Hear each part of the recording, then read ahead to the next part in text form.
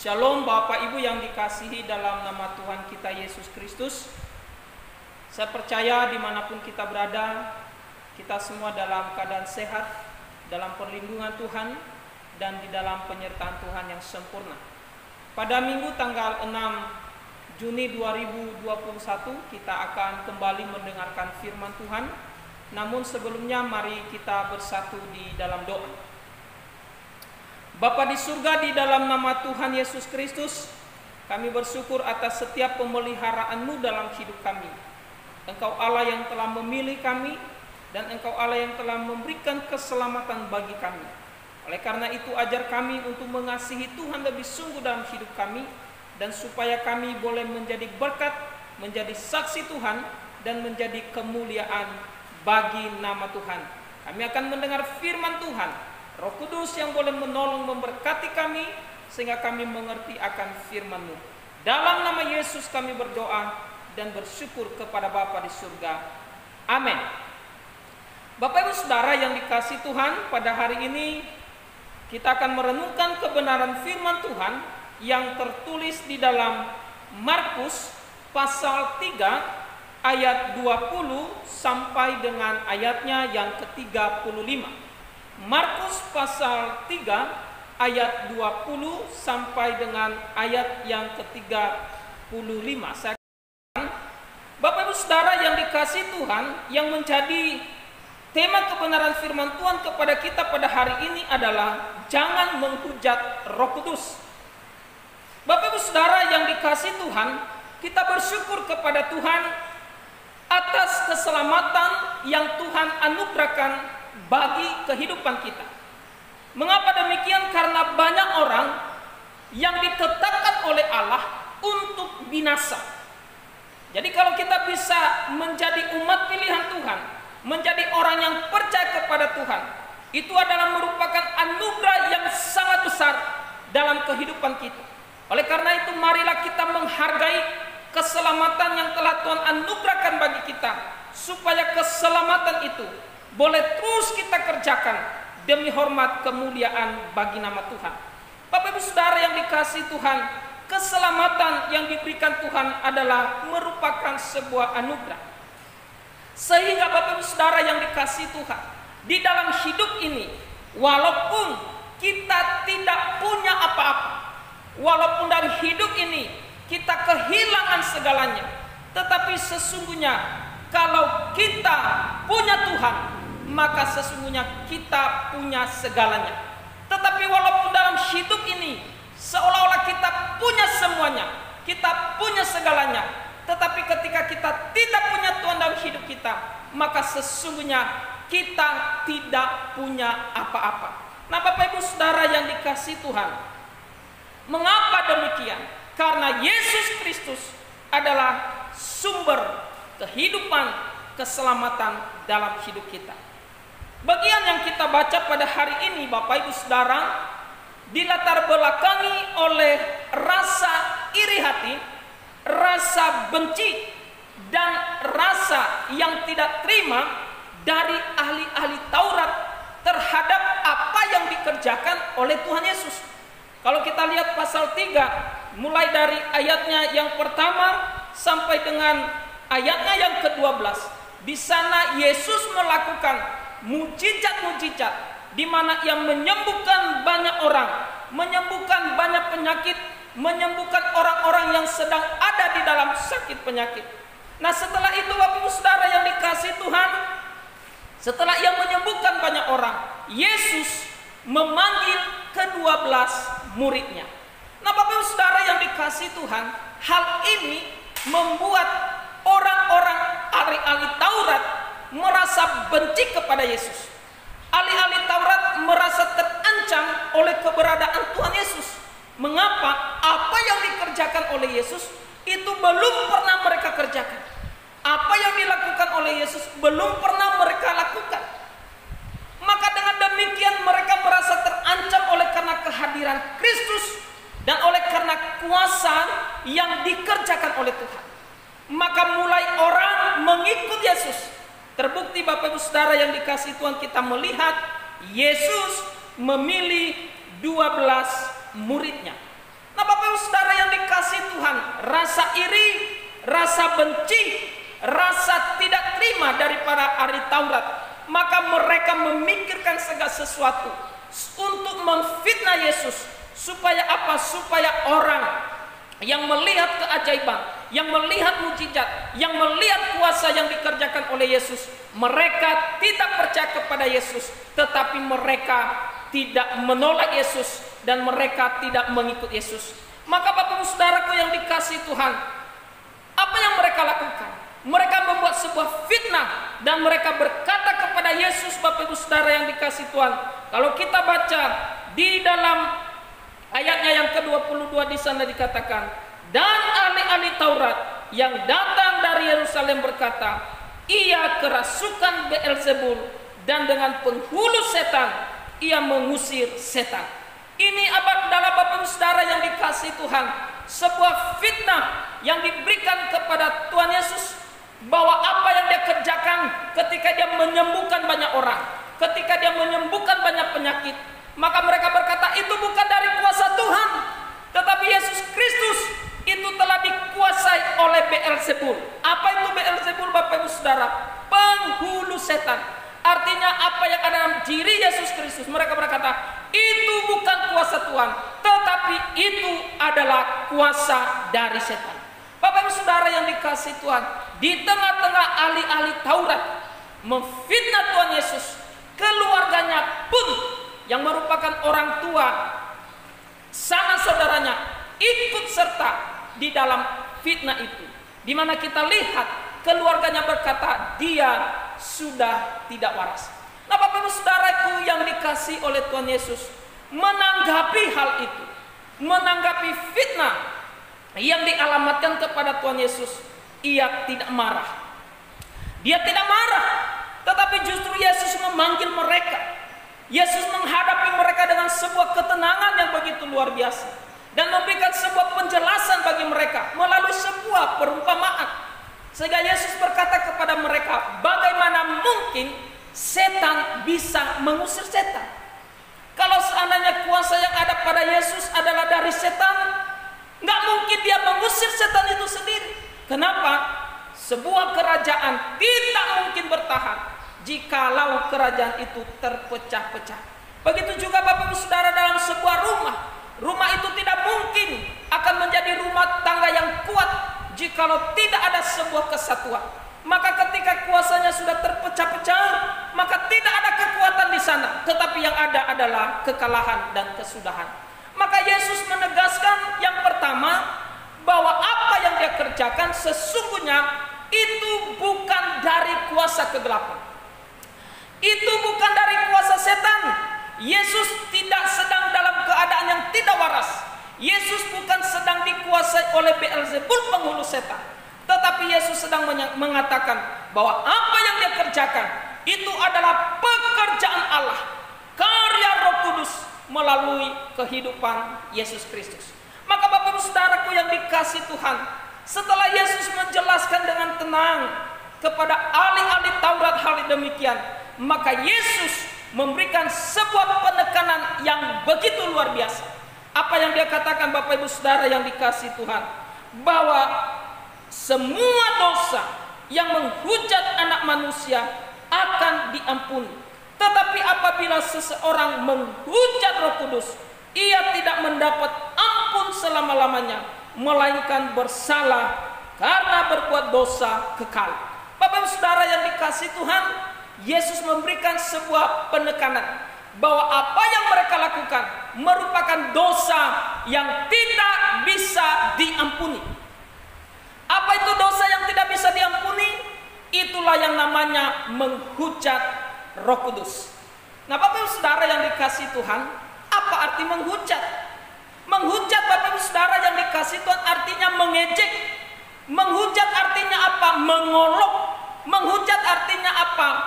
Menolak dalam keadaan sadar.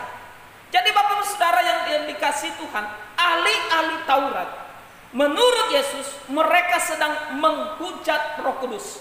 Menghujat Roh Kudus artinya apa? Dengan sadar, dengan kesadaran penuh, mereka mengejek kuasa Tuhan, mereka menghina kuasa Tuhan, dan mereka menolak kuasa Tuhan itu dalam hidup mereka. Maka orang yang demikian, Bapak Ibu Saudara yang dikasihi Tuhan, adalah orang yang tidak mungkin mendapat pengampunan. Mengapa? Karena dalam kesadarannya dia menolak Tuhan. Dalam kesadarannya dia menghina Tuhan. Dan dalam kesadarannya dia mengejek pekerjaan Tuhan. Maka Bapak Ibu Saudara yang dikasihi Tuhan, artinya orang ini adalah orang yang tidak mungkin diampuni. Ahli Taurat telah melihat kuasa Tuhan. Ahli Taurat telah melihat dengan mata kepala sendiri bagaimana Yesus melakukan keajaiban. Seharusnya mereka berkata, dia ini anak Allah. Seharusnya mereka berkata, dia ini adalah orang yang diutus oleh Tuhan. Bahkan di dalam Taurat mereka, bagaimana Allah telah menjanjikan yang namanya Mesias, ada tanda-tandanya di dalam Yesus Kristus. Harusnya ada sebuah pengakuan dari mereka bahwa Yesus Kristus adalah Tuhan.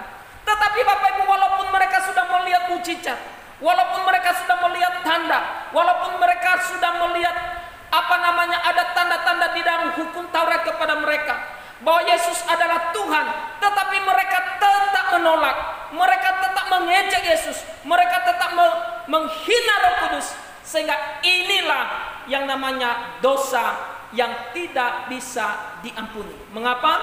Karena dengan sadar mereka menolak Tuhan dalam hidup mereka. Nah, Bapak Ibu Saudara yang dikasihi Tuhan, apa yang menjadi hal yang penting dalam kehidupan, dalam perjalanan iman kita di dalam perenungan firman Tuhan pada hari ini? Yang pertama, Bapak Ibu Saudara yang dikasihi Tuhan, sebagai orang yang telah diselamatkan oleh Tuhan, maka kita bersyukur atas keselamatan itu. Keselamatan yang telah Tuhan anugerahkan bagi kita, kemampuan iman yang ada pada kita, kita bersyukur. Karena itu bukan karena kemampuan kita boleh beriman kepada Yesus Kristus. Bukan karena kehebatan kita boleh percaya kepada Kristus, tidak. Tetapi itu adalah anugerah Tuhan dalam hidup kita. Itu adalah karya Roh Kudus dalam hati kita, dalam hidup kita, yang telah memberikan hati baru bagi kita untuk bisa percaya kepada Yesus. Oleh karena itu, keselamatan yang telah Tuhan anugerahkan bagi kita, mari kita menghargai dengan sungguh-sungguh. Mari kita menghargai keselamatan yang Tuhan berikan bagi kita dengan cara memuliakan Tuhan, menyembah Tuhan, mengagungkan Tuhan, memberitakan firman Tuhan di dalam kehidupan kita hari lepas hari. Nah, Bapak Ibu Saudara yang dikasihi Tuhan, yang kedua yang menjadi pembelajaran bagi kita adalah jangan kita mendukakan Roh Kudus. Nah, jangan kita mendukakan Roh Kudus. Bapak Ibu Saudara yang dikasihi Tuhan, memang orang yang telah dipilih oleh Tuhan, orang yang telah ditetapkan oleh Tuhan, dia tidak mungkin menolak karya Allah dalam hidupnya. Karena sebuah penekanan di dalam teologi kita, dalam keselamatan kita, bahwa karya Roh Kudus dalam hati manusia itu tidak bisa ditolak oleh siapapun. Maka Bapak Ibu Saudaraku yang dikasihi Tuhan, ada orang yang mengatakan bahwa orang yang sudah dipilih tidak mungkin murtad. Betul. Karena dalam dirinya ada sebuah pemeliharaan Tuhan, providensial Allah. Allah memelihara umatnya, Allah menjaga umatnya. Tetapi Bapak Ibu Saudara yang dikasihi Tuhan, mari kita bertanya dalam hidup kita, kita ini sudah menjadi umat pilihan belum? Kita ini sudah menjadi betul-betul orang yang sudah dipilih dan ditetapkan oleh Tuhan atau tidak? Tentu Bapak Ibu Saudara yang dikasihi Tuhan, kita bisa melihat hal itu melalui kehidupan kita hari lepas hari. Bapak Ibu Saudara yang dikasihi Tuhan, banyak orang yang sudah menjadi orang Kristen, banyak orang yang sudah percaya kepada Yesus, tetapi kehidupannya selalu mendukakan Roh Kudus, selalu membuat Roh Kudus merasa sedih. Mengapa? Melihat gaya kehidupannya. Maka Bapak Ibu Saudaraku yang dikasihi Tuhan, mendukakan Roh Kudus artinya kita membuat Tuhan menjadi sedih melihat hidup kita hari lepas hari. Mendukakan Roh Kudus artinya apa? Berbuat dosa, menyakiti hati Tuhan. Seharusnya kita menjadi terang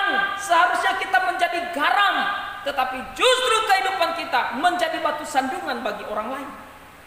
Banyak saat ini Bapak Ibu Saudara yang dikasihi Tuhan, hamba-hamba Tuhan yang berbicara di mimbar untuk boleh mengasihi, tetapi kehidupannya penuh dengan dendam, penuh dengan iri, penuh dengan kebencian. Nah, hal-hal ini Bapak Ibu Saudara yang dikasihi Tuhan, hal-hal yang bisa mendukakan hati Tuhan.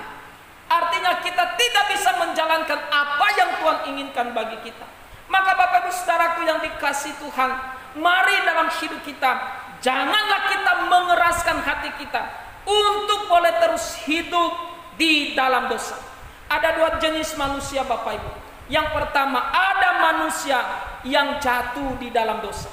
Manusia yang jatuh di dalam dosa adalah manusia dalam kelemahannya, dia bisa saja jatuh di dalam dosa. Tetapi ketika dia jatuh di dalam dosa, maka orang itu berusaha bangkit kembali, menyadari kesalahannya dan kembali kepada Tuhan.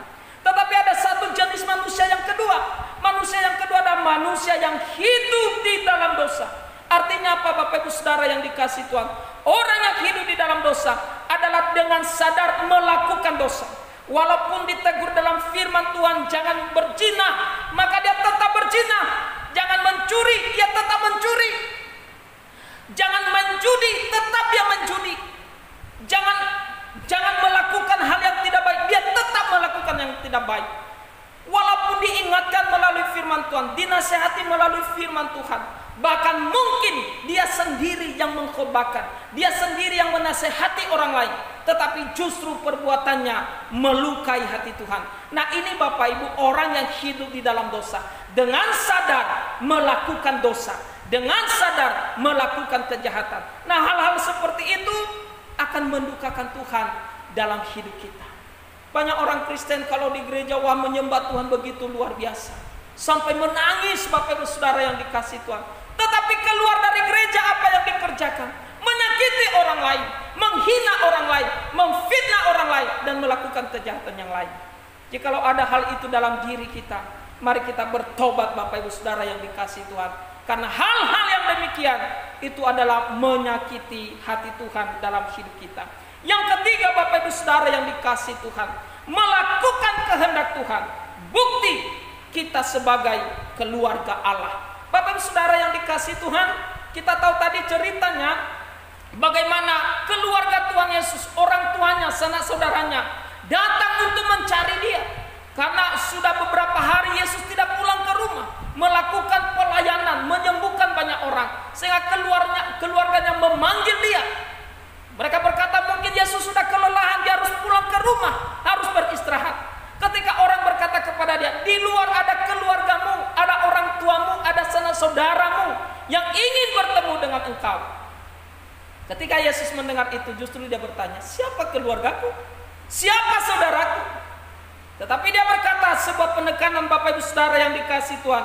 Di dalam ayatnya yang ke-35 di sana dikatakan, barang siapa melakukan kehendak Allah, dialah saudaraku laki-laki, dialah saudaraku perempuan, dialah ibuku. Bapak Ibu Saudara yang dikasihi Tuhan, Yesus memberikan penekanan di sini bahwa sesungguhnya bukti kita telah menjadi keluarga Allah, bukti kita telah menjadi bagian dari kerajaan Allah, bukti kita telah menjadi bagian dari umat pilihan Allah. Kita melakukan kehendak Allah, kita melakukan firman Tuhan, kita melakukan kasih, kita melakukan anugerah, melakukan kebaikan, melakukan cinta kasih di tengah-tengah dunia ini, sehingga dalam hidup kita boleh terwujud dan boleh nyata bahwa kita adalah keluarga di dalam Tuhan. Kiranya Roh Kudus boleh terus menolong kita untuk boleh terus bersama dengan Tuhan, melakukan firman Tuhan, menjadi berkat, menjadi saksi di tengah-tengah dunia ini. Amin. Kita berdoa. Kami bersyukur atas firman-Mu Tuhan. Biarlah firman-Mu boleh terus Engkau yang terus memberkati dalam hidup kami, sehingga firman ini boleh berbuah bagi hormat kemuliaan nama Tuhan. Demi Kristus kami sudah berdoa dan bersyukur. Amin.